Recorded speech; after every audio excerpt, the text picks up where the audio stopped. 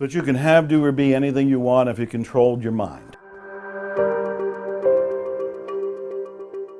What can people know right now or learn from you right now about this concept of this law of attraction, as far as what you think about and what you really concentrate ends up what you bring into your life? I mean, what are some basic elements of that? Because I've heard you talk about this in detail, but I still think most people don't know how to actually practice it. The very first step is you have to become aware of your current thinking.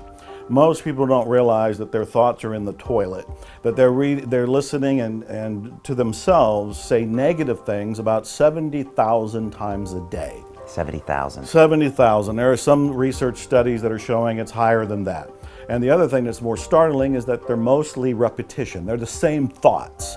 There are things like, I'm not good enough, it's not going to work out, this stuff works for other people, works for Joe Vitale, but it doesn't work for me, works for the people in the secret, but it doesn't work for me.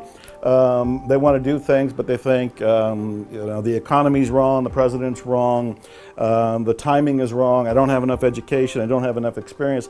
All of these kinds of negative thoughts keep people shut down. They don't go for their dreams. They react to life, they kind of crawl through life with no enthusiasm, no sort of energy, and no belief in themselves or the possibilities of something better. The law of attraction, and the law of attraction is basically saying whatever you focus on with energy and repetition is what you're going to tend to bring into your life. What the law of attraction is teaching people is that you have a choice. You can change your thinking. One way to look at this is the thoughts you're having right now are primarily negative. So that's the first thing to notice. Your thoughts are primarily negative. The second one is you're not your thoughts.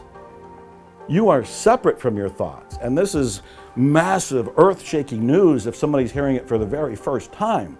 There have been books that are called You Are Not Your Mind, You Are Not Your Brain.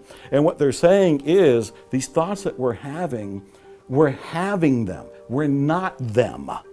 If we can detach enough to go, oh, here comes that I'm not good enough thought again, and let it go by, we are one step removed from it. Now we've clipped off that energy that was causing us to feel bad because of that thought. So that's the second step, is to become aware that I'm not my thoughts.